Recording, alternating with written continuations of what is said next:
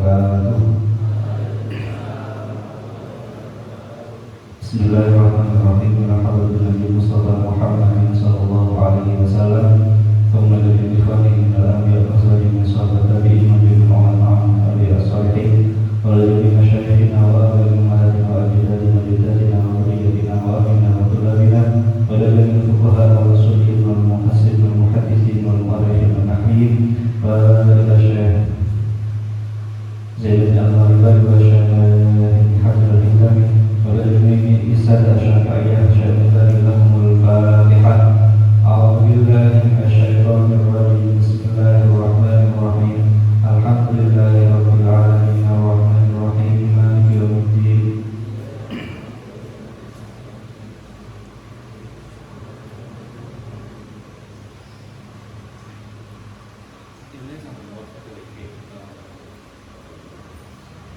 Bismillahirrahmanirrahim. Innama tajibu al-maktubatu ay as-salawatu al-khamsu ala kulli muslimin mukallafin. Salat 5 waktu itu diwajibkan bagi setiap orang Islam yang mukallaf. Sudah paham artinya mukallaf? Yaitu ay balighin amilin, yaitu orang yang baligh dan berakal. Zakarin tauhidi, baik dia laki-laki maupun perempuan. Tahirin, yang suci. Berarti kalau ada orang yang tidak suci, wajib sholat apa tidak? Tidak. Cuman maksud dari tidak suci di sini bukan kok orang yang terkena najis, tapi ketika ada orang haid atau orang nifas, baru dia tidak diwajibkan sholat. Tapi kalau orang yang cuma terkena najis tetap wajib sholat dengan cara mensucikan diri terlebih dahulu. Fala tajibu ala kafirin asliyin, maka sholat itu tidak wajib bagi orang kafir yang asli. Berarti lawan kata kafir asli itu kafir apa? Kafir palsu. Betul.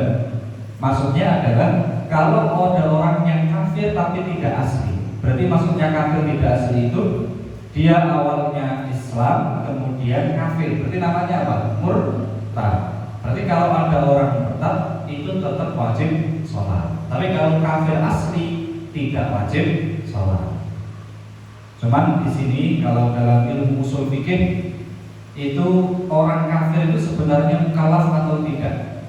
Mereka itu sebenarnya wajib sholat atau tidak orang kafir? Kalau di versi usul fikih wajib. Kenapa wajib? Karena dalam Quran itu diceritakan kan, ada orang-orang penduduk surga ashabul yamin itu bertanya tentang orang-orang al-mujrimin, orang-orang yang di situ telah melakukan dosa besar, mereka masuk ke neraka. Ini ketika ditanya, orang ahli neraka ditanya sama ashabul yamin, masalakakum fi saqar, apa yang menyebabkan kalian masuk ke dalam neraka saqar? Dijawab sama ahli neraka, qalu lam naku minal musallin, kami itu dulu tidak pernah melakukan sholat.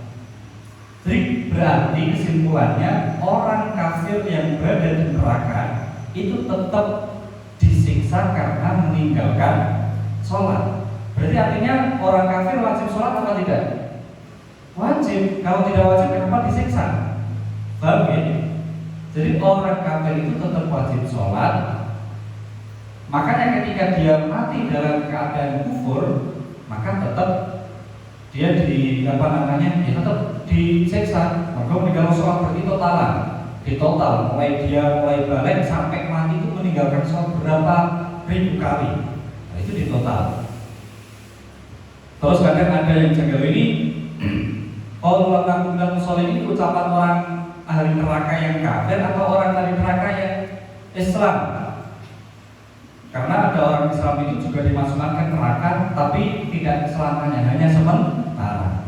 Maka di sini ada ayat Quran selanjutnya, yaitu wa kunna nukadzibu biyaumiddin. kami orang-orang ahli neraka maksudnya, itu dulu ketika di dunia selalu mendustakan hari pembalasan. Artinya orang tidak percaya dengan hari pembalasan, hari kiamat, itu berarti kafir apa tidak? Kafir. Nah, orang yang model seperti ini ketika mereka mati di neraka itu mereka disiksa sebab meninggalkan sholat. Berarti sholat itu aslinya adalah wajib. Cuman kalau ada orang kafir kemudian masuk Islam, maka dia tidak wajib mengqadhi sholat yang ditinggalkan. Misalkan ada orang kafir balik usia 14 atau 15 tahun, masuk Islam usia 40 tahun, gak wajib mengqadhi sholat selama 25 tahun, itu gak wajib. Tapi karena dalam Quran qul lil ladzina kafaru iyantahu yughfar lahum ma qad salaf. Katakanlah kepada orang kafir, jika mereka berhenti dari kekufuran, artinya mereka masuk Islam, maka segala dosa apapun yang pernah mereka lakukan akan diampuni oleh Allah. Sampai orang Islam taubat, diampuni Gusti Allah atau tidak? Taubatnya betul-betul murah kan? Tapi kalau ada orang kafir mau Islam, langsung mesti diterima taubatnya. Jadi artinya kalau ada orang kafir kok ternyata masuk Islam, dia tidak wajib mengqadhi sholat. Itu ada dalilnya juga. Jadi yang lebih tepat sebenarnya versi usul fikih yang menyatakan bahwa orang kafir asli itu dia tetap wajib sholat. Cuman apakah versi fikih ini salah? Ya tidak juga. Karena versi usul fikih ini untuk memudahkan pemahaman. Artinya ada bedanya orang kafir sama orang murtad. Orang kafir itu meskipun wajib sholat sebenarnya, tapi bagi kita sebagai umat Islam itu tidak wajib memerintahkan orang kafir untuk sholat.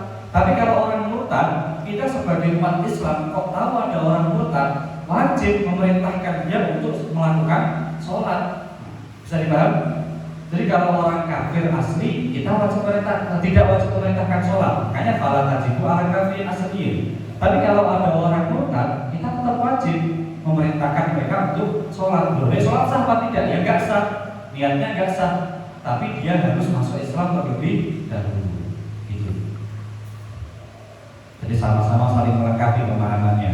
Wasobiyin, anak kecil ini juga tetap wajib anak kecil ini tidak wajib sholat. Ini juga sama dalam usul fikih ada banyak perkhilafan. Apakah anak kecil itu tetap kalau wajib tidaknya jelas tidak wajib. Tapi apakah anak kecil itu sunnah melakukan sholat? Kalau sunnah berarti kan dia namanya mukallaf. Tapi mukallaf bil mandhubat. Mukallaf ditaklif untuk melakukan perkara-perkara yang sunnah. Maka dalam kasus ini ada beberapa ulama yang menyebutkan sobi itu tidak mukallaf sama sekali. Artinya anak kecil itu tidak ada hukum. Cuma dia tetap dapat pahala agar membiasakan sesuatu yang baik. Tapi sebagian lagi anak kecil itu anak kecil yang sudah bisa berpikir loh ya, artinya anak kecil yang sudah bisa berpikir itu tetap ditaklif, tetap terkena hukum, tapi hukum yang sifatnya sunnah ada itu. Contoh misalkan anak kecil disuruh sama kanjeng Nabi, ya bukan sambillah itu dia ini nyebutlah nama Allah, makanlah dengan tangan kanan. Ini kan kanjeng Nabi perintah. Perintah itu namanya apa? Mukhatab, khitab. Khitab itu dalam bahasa fikih adalah hukum. Khitab itu Allah al-muta'alliq bi af'alil mukallafin. Ini namanya adalah hukum. Berarti sobi itu anak kecil masih ada keterkaitan dengan hukum. Meskipun hukum itu sunnah, ini menurut pendapat yang menurut saya pribadi lebih cenderung kuat di sini, lebih saya pilih. Wa majnunin, orang gila tidak wajib sholat, ini jelas, semua sepakat. Wa muhman alaihi, muhman alaih, artinya biasanya kadang ayanan, oke. Padahal muhman alaih itu tidak ayanan. Jadi muhman alaih itu bukan orang yang ayanan, tidak. Muhmala itu artinya adalah dari kata ihma. Ihma itu makna aslinya adalah pingsan. Jadi muhmala ada orang pingsan itu dia tidak wajib sholat.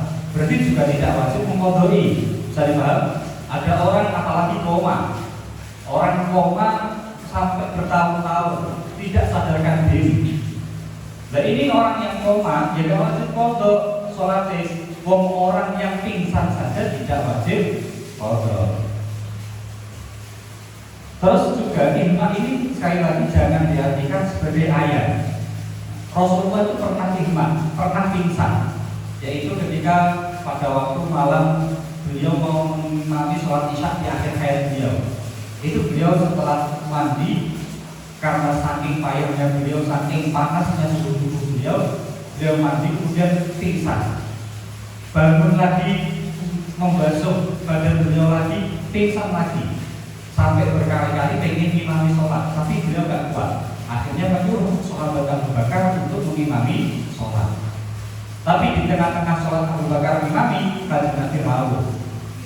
Abu Bakar ingin mundur tapi dilarang sama Rasulullah, jadi tetap disuruh imami. Ini Abu Bakar As-Siddiq itu Abu Bakar Rasulullah ihma itu artinya pingsan. Masuk gara-gara orang sakit terus akhirnya jadi ayat. Kalau ayat apa betul? Ayat itu penyakit yang kejat-kejat sampai memuntahkan, sampai muntah. Isi yang ada di perutnya itu keluar semua. Tidak sadarkan diri, kejat-kejat, kemudian sambil memuntahkan isi perutnya. Ini namanya ayat. Ayat ini nggak mungkin Rasulullah, kalau ayat nggak mungkin. Juga sama, ada cerita ketika waktu beliau perang Uhud. Itu setelah beliau terkena beberapa tombak, kemudian beberapa cabikan, dan beliau terperangkap sampai kepleset ke dalam lubang jebakan musuh. Itu beliau sempat pingsan. Beliau sempat pingsan, ihma, tidak sadarkan diri. Jadi jangan diartikan ihma itu ayat, karena ayat tidak mungkin dimiliki oleh para rasul. Karena para rasul itu punya sifat al-aqrab al-basyariyah, sifat-sifat manusiawi, tapi syaratnya harus sifat yang tidak mengurangi derajat kenabian mereka. Sehingga Rasulullah itu bisa sakit, bisa. Rasulullah makan apa tidak? Makan. Nikah apa tidak? Nikah. Kerja cari uang apa tidak? Ya kerja. Nabi itu kerja ya boleh-boleh saja. Yang tidak boleh itu punya sifat yang menjijikkan, sifat yang membuat orang itu jijik. Contoh misalkan seperti tadi ayat. Itu ayat itu termasuk sifat mustaqim, bukan sifat jadi. Bisa dipahami ya? Jadi jangan dimaknani sebagai apa? Ayat. Ini firman. Kalau ayat itu dalam bahasa Arab ada bahasa Arabnya namanya as-sorok. Jadi kalau dalam kamus usiba bis-sorok, terkena penyakit sorok, itu artinya apa? Ayat. Tulisannya sorok ain. Itu kalau dalam kamus tilatul masobiyatul tufidu ma'yal hati wa yutraku ardun ta'isyat tasyat menjad. Jadi ada penyakit yang menyebabkan semua isi perut ini keluar, kemudian dia terlentang kejang-kejang di tanah. Ini namanya apa? As-sorok. Namanya apa? Ayat. Ini sorok bukan mu'maleh. Sudah. Wasakroin bila ta'adzim.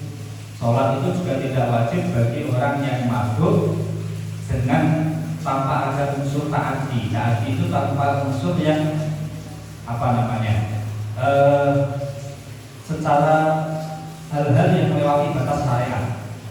Jadi arti ta'addi itu sebenarnya bukan kok sengaja. Sengaja itu bahasa Arabnya amdin. Kalau ta'addi itu melewati batas. Misalkan gini, ada orang sengaja menghilangkan akalnya. Dosa apa tidak? Belum tentu. Kalau misalkan alasan dia menghilangkan akalnya sebab ingin dioperasi, contoh di bius. Bius ini kan dalam kitab-kitab termasuk yuzil akal, menghilangkan akal. Haram atau tidak bius? Kalau tujuannya untuk berobat tidak haram. Untuk operasi, sampai kalian misalkan mau dioperasi, misalkan mau tusuk duri sampai album melumpuh, terus kemudian mau dioperasi di bius dulu. Tapi biasanya kalau operasi yang standar itu biusnya cuma bius sebagian badan, nggak sampai tidak sadarkan diri, tetap sampai masih sadar. Tapi kalau bius yang misalkan operasi anggota-anggota vital itu sampai kalau menghilangkan akal. Ini hukumnya boleh meskipun sengaja. Ini Jadi orang yang dibius sampai 3 jam misalkan tidak sholat zuhur, ya kan tidak wajib diqodoi. Jadi saya lagi ta'adil itu artinya adalah melewati batas, artinya melanggar aturan syariat. Jangan diartikan sengaja.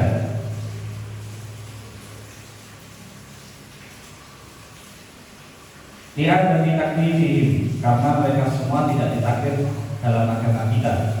Wala ala halin wa mufasaha lihat dari sihatiha min huma.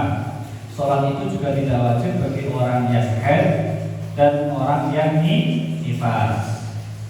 Karena orang haid dan nifas ini kok malah sholat malah tidak sah. Ada orang haid, ada orang nifas, kemudian sholat justru mendapatkan dosa. Begitu juga sama, begitu pula ketika ada orang yang masih nifas, contoh sampai kalian besok misalkan sudah punya istri, setelah melahirkan, ini kan masa nifas, ya kan? Ternyata dia wudhu atau mandi besar. Ini nggak boleh. Mandi besar atau wudhu ini termasuk ibadah. Ibadah kalau tidak memenuhi syarat, itu justru hukumnya bukan hanya tidak sah, tapi justru haram. Karena atas hukum ibadah tahrim. Hukum asli ibadah itu adalah diharamkan sama Allah. Kecuali illa ma warada bihi asyafu. Kecuali ibadah atau yang ibadah yang sesuai tuntunan syariat. Sehingga kalau ada orang haid atau orang nifas tidak harus sholat, wudu atau mandi itu sudah haram. Kecuali kalau mandinya niat mandi pure, meninggalkan badan, tidak mandi bersuci. Dari paham? Baik, ini lafaz mufasa di mungkin kalian itu mufasa ini bukan jamak, tapi isim mufrad. Jadi mufasa itu isim mufradnya nifas. Apa isim mufrad dari masdar nifas? Kalau nafis itu bukan mufradnya mufasa. Nafis itu orang yang tinggal, nafasa itu nafis. Tapi kalau nufasa itu artinya orang yang nifas. Kalau ingin kajian lebih lanjut, ini namanya ilmu munasabah seperti tadi. Lihat dari sehat ya minumah, walau Allah alaihim. Bagi orang yang haid, orang yang nifas, ini tidak wajib mengqadhi sholat. Karena dalam kaidah dalam usul fikih, menurut pendapat yang kuat, al-qadha itu diamrin jadi la bi kitab al-awwal. Qadha itu sebab perintah yang baru, bukan karena dia meninggalkan sholat terus langsung qadha, tidak. Sedangkan orang yang haid tidak ada perintah baru untuk mengqadhi sholat, tidak ada. Tapi kalau puasa ada. Jadi orang haid atau orang nifas itu wajib puasa bukan gara-gara meninggalkan puasa, bukan gara-gara perintah puasa yang awal, tapi karena ada perintah dari Rasulullah. Makanya jawabnya Sayyidah Aisyah, kunna nu'maru bimudha'is siyam. Kita itu diperintahkan kita itu diperintahkan untuk mengqadhi puasa. Tapi wala nu'maru bimudha'is sholati. Tapi kita tidak diperintah untuk mengqadhi sholat. Artinya sholat itu tidak wajib bagi orang haid dan nifas, juga tidak wajib mengqadhi. Tapi kalau puasa tidak wajib bagi orang yang haid dan nifas, tapi wajib mengqadhi. Baltajibu balik wajib apa sholat ala murtadin wa muta'addin disubrin. Sholat itu wajib bagi orang yang murtad. Berarti orang murtad wajib sholat, wajib qadha. Kalau bahasa fikih kok wajib sholat, berarti artinya dia diperintahkan untuk sholat. Tapi jika dia masih murtad kok melakukan sholatnya tidak sah. Bisa dipaham? Harus masuk Islam terlebih dahulu. Sama dengan orang yang tidak punya wudu, wajib sholat apa tidak? Wajib. Tapi ketika kita memerintahkan dia sholat, apakah terus dia langsung sholat? Ya tidak, harus berwudu terlebih dahulu. Wa muta'addin bisukri, dan orang yang mabuk dengan tidak sesuai, ya dia karena sengaja tidak ada alasan yang lain. Nah, ini namanya muta'addin bisukri.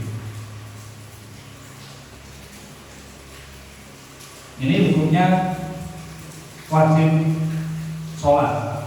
Jadi wajib sholat. Tapi kalau dalam usul fikih ini saya terangkan. Jadi orang yang saya terangkan dalam usul fikih itu ada kaidah seperti ini. Jadi orang yang zawal akil, orang yang hilang akalnya itu tidak wajib, tidak takrif, meskipun dia sengaja. Sehingga jadi saya tulis mutaat bin Sukri ini sebenarnya dia adalah mukallaf. Dia itu mukallaf, artinya mukallaf dia tetap wajib sholat sebagai mukallaf. Nah, itu mukallaf. Jadi bukan itu mukallaf, dia itu tidak mukallaf di dalam usul fikih. Dia tidak mukallaf. Sebenarnya tidak wajib sholat. Cuma dalam usul fikih, kenapa tidak wajib sholat? Ya, dia tidak punya akal. Orang yang tidak punya akal tidak mungkin berkhotbah, tidak mungkin dikitopi, tidak mungkin diperintah sesuatu. Sampai orang tidur sampai perintah, benar atau tidak? Nggak bisa kan dia menjalankan perintah. Nah, sama orang mabuk sampai perintah, jadi nyambung. Jadi dia tidak mukallaf. Cuma dalam kaidah di usul fikih itu ada namanya rabtul ahkam bil asbab, mengaitkan hukum dengan sebab. Artinya, saya contohkan hukum sholat, hukum meninggalkan sholat, ini kan haram, ya kan? Hukum meninggalkan sholat haram. Ini sebenarnya dia tidak meninggalkan sholat, dia dalam keadaan mabuk. Cuma dikaitkan dengan sebab, karena dia taati, karena dia melakukan keharaman berupa mabuk, maka akhirnya dia terkena keharaman meninggalkan sholat. Kalau dalam bahasa ini, kaidah ini namanya kaidah usul, kaidah usul. Usul fikih, versi usul fikih. Kalau versi fikih, kaidah fikih, di kaidah fikih itu ada kaidah yang ini, yaitu ridhon ijtihad,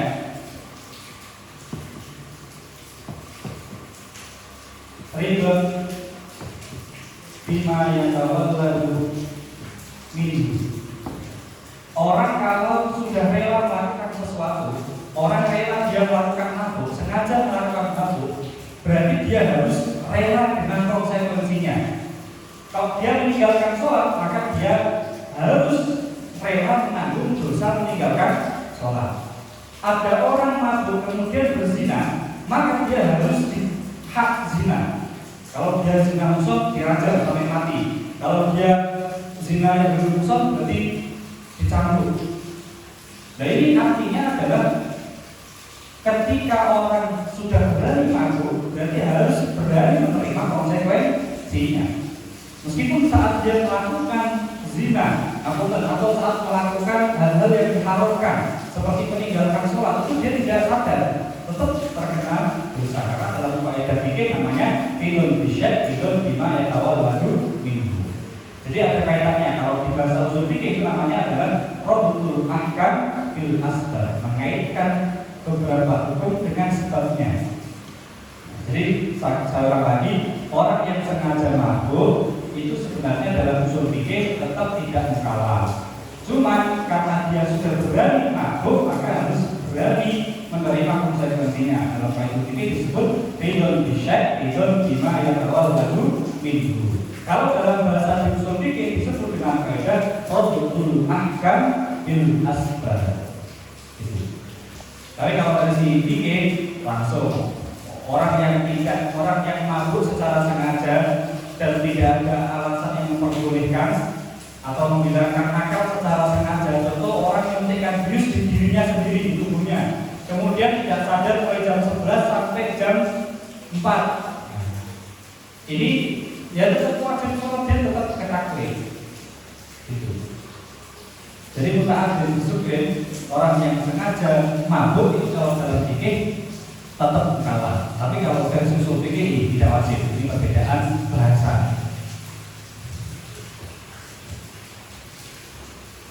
Wa yuqalu aidal muslimul mukallaf tahiru wallahu a'lam.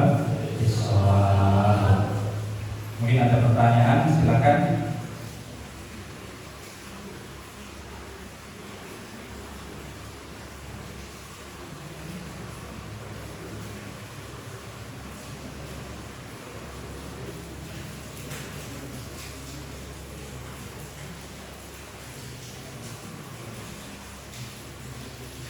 Ini pertanyaan simpan dan soal.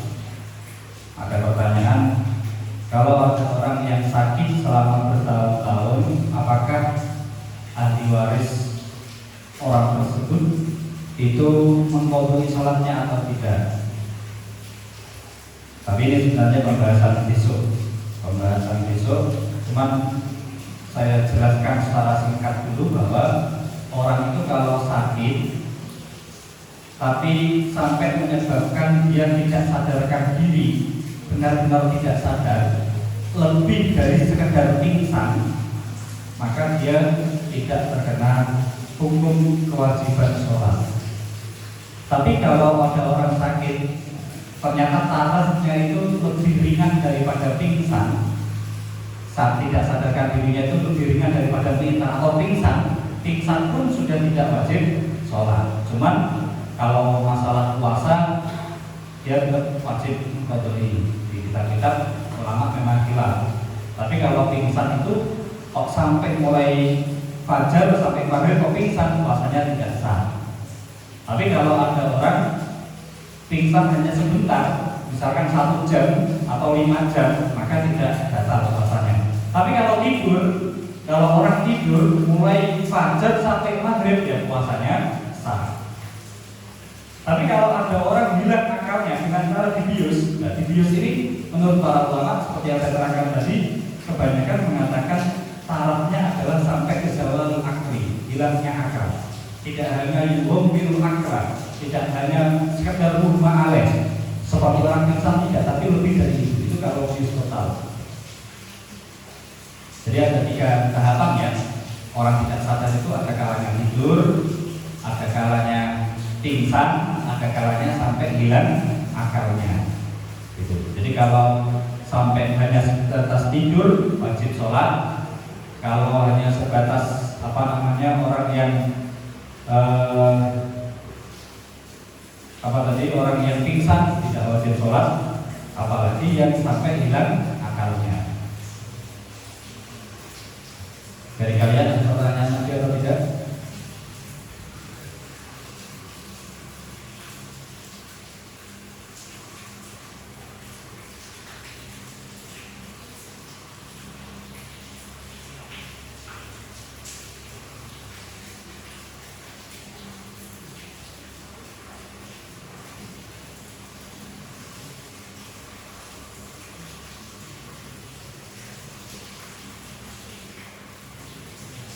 Di bawah maju atau langsung.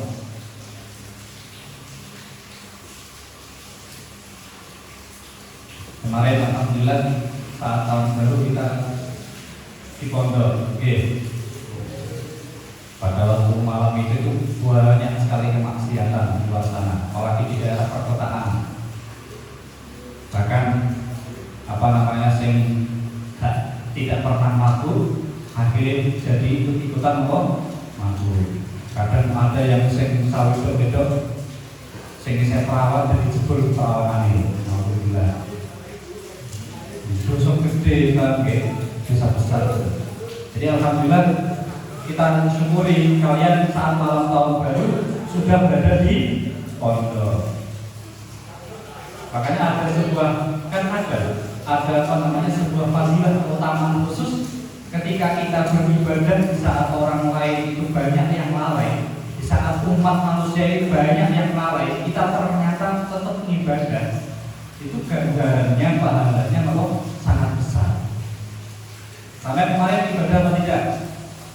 Ibadah, menikmati masa-masa di pondok, bakar-bakaran.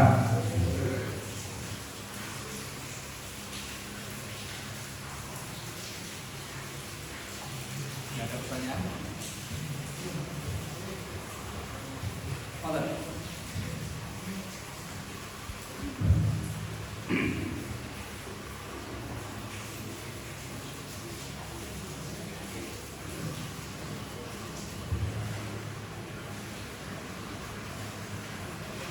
apabila ada orang mencuri lalu dipotong tangannya, lalu orang tersebut mati, pertanyaannya, dikemanankah tangannya orang tersebut?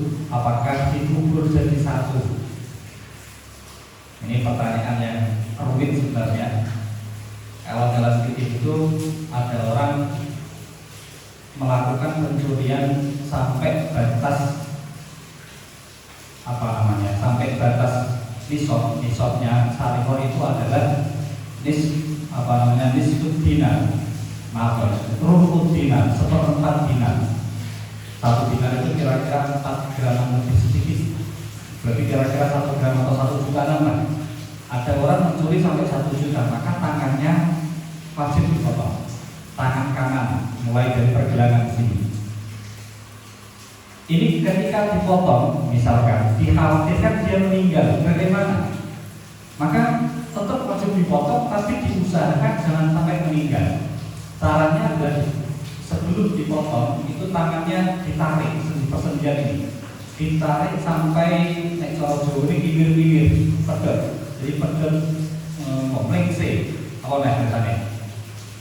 Pokoknya sampai tulang ini yang awalnya gandeng seperti itu, karena sisa otot yang hanya tersambung sama daging. Kemudian setelah itu dipotong menggunakan pisau. Jadi dipotong menggunakan, jadi bukan kok dibacok, tangannya itu dibacok kan buatan. Yang dibacok nanti dikhawatirkan ada tulang yang ikut terkena pisau. Akhirnya kan batasan potongannya awalnya segini jadi kacek, sak kan ya bahaya, ya kan? Jadi caranya apa tadi? Ditarik terlebih dahulu, kemudian dipotong menggunakan pisau. Makanya kalian harus hati-hati berhadapan dengan harta milik orang lain. Jangan sampai punya hati kepincut teman-teman. Wis jangan sampai pernah dilakukan lagi. Itu hukumannya sampai apa tadi? Dipotong tangannya. Setelah dipotong kemudian dicelupkan di minyak panas. Dicelupkan minyak panas ini alasannya adalah biar orang kabeh digoreng kriuk-kriuk, kan? Tidak, tapi tujuannya adalah biar darah yang mengalir ini, tangan dipotong darahnya kan bercucuran, ya kan? Nah ini biar mampet. Karena kalau tidak mampet, akhirnya dia akan meninggal dunia sebab kehabisan darah. Maka caranya dengan seperti itu. Nah, ternyata ketika waktu pemotongan orangnya kok mati, bagaimana? Ya tangannya disertakan beserta orang yang mati itu. Jadi meskipun ini saya belum dari menjawab secara pasti ya. Artinya apakah tangannya itu diwajibkan itu di dalam dikafani atau tidak? Ini masih PR. Karena saya masih ragu apakah wajib atau tidak. Saya melupai barunya. Jadi yang jelas dia tetap wajib jihad. Cuman apakah tangannya itu ikut dikafani, ikut masukkan dalam kafan atau tidak?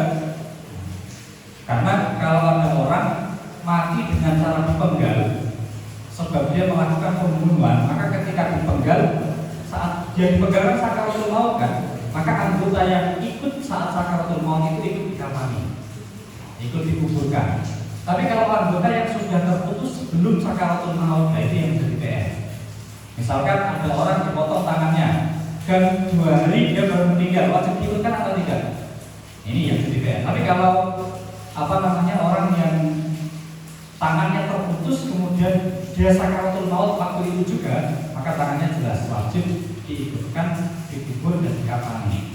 Tapi kalau yang tadi, kalau yang tidak saat sakaratul maut, artinya antara terpotongnya tubuh dengan mati itu ada jangka waktu yang lama, maka itu yang masih jadi pertanyaan.